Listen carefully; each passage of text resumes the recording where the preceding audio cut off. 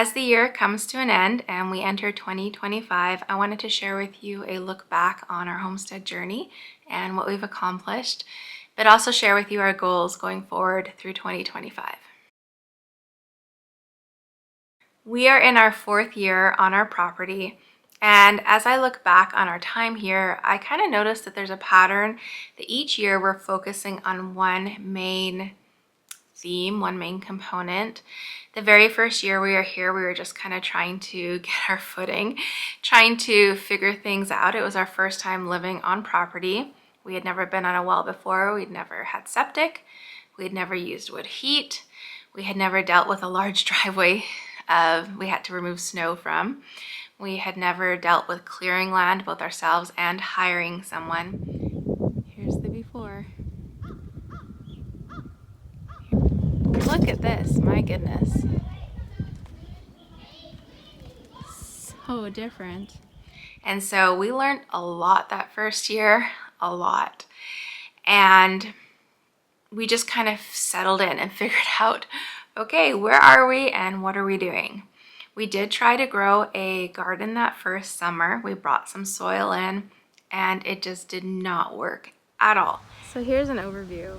It really goes from being a soggy mess to being cracking dry. Like, it needs mulch, it needs cover. It's just a big disappointment. I'll start off by saying that. We've just had such a hard time, and it's definitely not nutrient dense soil. It's not getting watered enough. So we learned very clearly what was not going to work. Going into the second year, I think our focus was really on providing food for our family. We got some chickens, some egg layers. We started getting eggs. We also have some new additions. We have 6 new chickens we got yesterday. They're cozy enough there. There's one up there. They're ready to lay. 1, 2, 3, 4, 5, 6, 7. Nope. 8. There's one missing. There. Over there. We found 3 eggs already, which was really exciting. We also focused a lot on our garden. We put a raised garden bed in a different part of our property, and really we set it up and we wanted to know, can we actually grow food for our family on this property? Is this a viable option? Because the first year, the answer would be no. But the second year, I feel like we did accomplish a lot with our garden.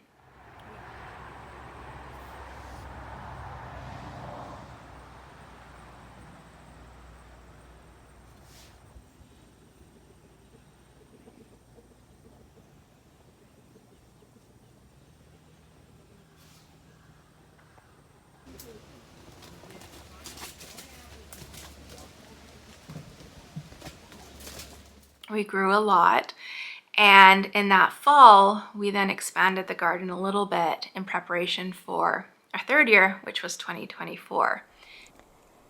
Here's a look at it from here. It just gives an idea of just how big it is. So that's where it was this year, and this is where it will be next year. Very, very exciting. Now, that year that we focused on the garden and food, I also started pressure canning for the first time. I learned more about, we got a dehydrator and how to dehydrate, how to freeze different foods, just to preserve food that we created or grew, I guess, through the winter. So it's not like just having a garden that we eat from in the summer, but having something that would provide us with sustenance through the winter time, and learning how to preserve it in a proper way so that it could survive through the winter time in order to feed us.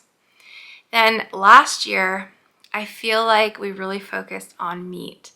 We raised 30 meat chickens that we processed. It was actually quite a positive experience. Did you see that one?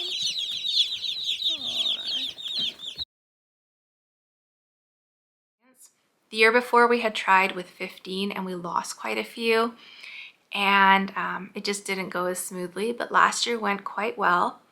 We processed them. We have some in our freezer. I also learned to can meat. So I had pressure canned a little bit that year before, but last year I really learned how to pressure can meat and to not have all our meat sitting in our freezer in case the power went out or just because of lack of space because we don't have a huge freezer.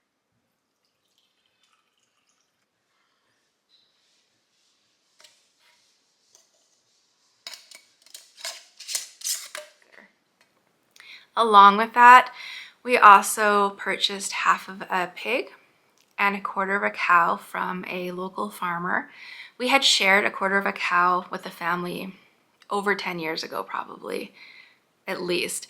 And it was okay, but it was a much different experience this time because we got all the organs and we got the bones.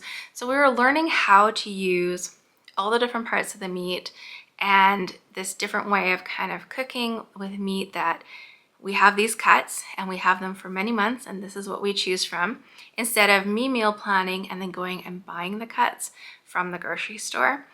So meat was really the theme for 2024. Then moving on to 2025, I feel like this year is the year that we're going to learn how to mill our own flour and to work with grains. And I kind of found myself heading to that direction for, I'd say, 3 main reasons. The first was financially. If you go back and look at my food storage video, we were gifted 2 humongous, heavy drums of wheat berries. And it didn't make sense to us to keep buying flour when we had been gifted all of this and we had this food sitting there waiting to be used. So the financial part was part of it. There is an investment in purchasing a mill, but I feel like that's a long-term purchase and benefit. And financially, it will just work out better for us to work on milling our own grain. Along with that is also health. I feel like there's just overall, I think our health will improve when we have freshly milled flour and when we're trying different grains and when I'm learning how to cook with them, to bake with them, to incorporate them into our meals and our daily life. I myself actually have MTHFR, so I shouldn't be eating any flour that's enriched, which is what you get from the grocery store. So there's a few specific benefits I'm hoping to gain myself, but then there's also benefits overall for the whole family that I'm hoping to see.